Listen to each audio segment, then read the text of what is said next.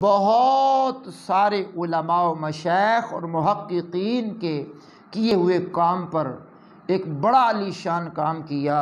انہیں ہم کہتے ہیں شاہین ختم نبوت حضرت علامہ مولانا مفتی محمد امین قادری رحمۃ اللہ تعالی علیہ۔ ان کا انتقال ہو گیا ہے 2005 عیسوی کے اندر۔ انہوں نے عقیدہ ختم نبوت پر 1.25 صدی تک لکھی جانے والی کتب و رسائل اور چھپنے والے کتب و رسائل کی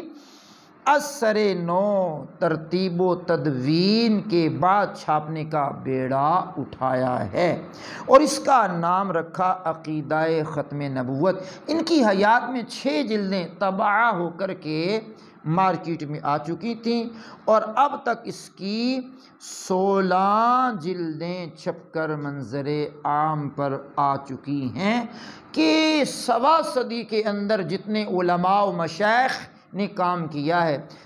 میں نے تقریباً کے نام آپ کے سامنے ذکر کر دیے ہیں۔ اب آپ سماعت کریں گے کہ یہ تو وہ تحقیقاتی کام تھا جو تحریری کتب و رسائل کی صورت میں علماء و مشائخ اہل سنت نے کیا، اور آج تک یہ کام